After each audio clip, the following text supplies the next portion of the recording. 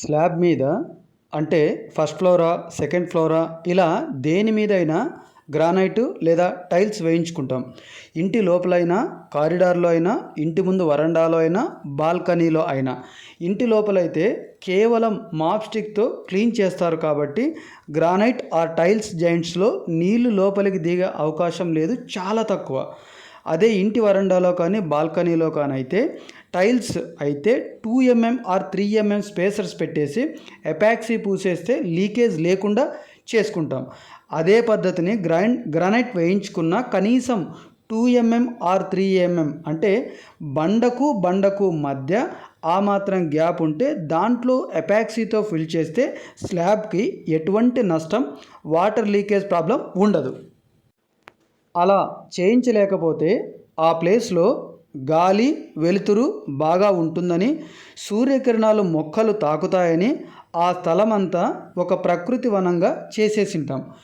ఎందుకంటే సిటీలో ఉన్న ప్రతి ఒక్కరూ ప్రకృతి ప్రేమికులు కాబట్టి. గ్రామీణ ప్రాంతాల్లో అయితే ఉదయం నిద్రలేస్తే పచ్చదనాన్ని చూస్తాం. అదే సిటీలో పెరుగుతున్న పట్టణీకరణ, జనాభా కారణంగా శబ్ద కాలుష్యము, పొగ కాలుష్యం ఇవే చూస్తున్నాం.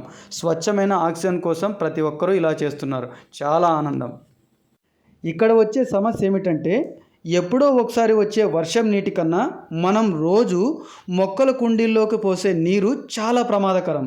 అది ఎలా అంటే మొక్కను పెంచే ప్రతి కుండీకి కింద భాగాన హోల్ ఉంటుంది. ఎందుకంటే నీళ్లు పోస్తే అది ఎక్కువైతే మొక్క వేరు వ్యవస్థ బతకదు కాబట్టి పోసిన నీళ్లు కుండీలో నించోకుండా కిందకు లీక్ అవుతూనే ఉంటాయి. అలా లీక్ అయిన వాటరు గ్రానైట్ గ్యాప్స్లో, తర్వాత చీమలు పెట్టిన రంధ్రాల ద్వారా ఇలా ప్రతిరోజు మనం పోసే నీళ్లు ఇలా స్లాబ్ డ్యామేజ్కి దారితీస్తూ పెయింట్ ఊడిపోవడానికి, ఆ తర్వాత పెచ్చులు ఊడిపోవడానికి ప్రతిరోజు మనం చల్లే నీళ్ళే వీటన్నిటికీ కారణం.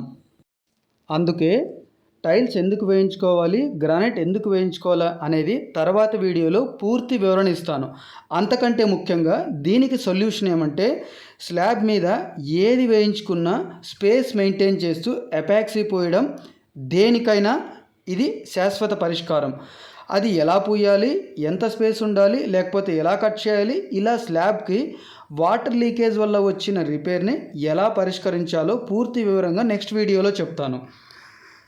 ప్రకృతిని, పచ్చదనాన్ని, మొక్కలను ఆస్వాదించి ఆనందించే ప్రతి ఒక్క ప్రకృతి ప్రేమికులకు చిన్న విజ్ఞప్తి. మొక్కలు మనం కలిసి ఉండడానికి, బతకడానికి ఆధారమైన ఇల్లు, ఇంటి స్లాబ్కి డ్యామేజ్ ఈ రకంగా కూడా వస్తుందని గమనిస్తారని విజ్ఞప్తి చేస్తూ, ఇంటికి సంబంధించి ప్రతి సమస్యకు పరిష్కారం చూపడమే ధ్యేయంగా ఈ ఛానల్ పనిచేస్తుంది. సమస్య ఎక్కడి నుంచో రాదు, మన వల్లే వస్తుంది. అదే సమయంలో పరిష్కారం కూడా మనమే చేయగలం.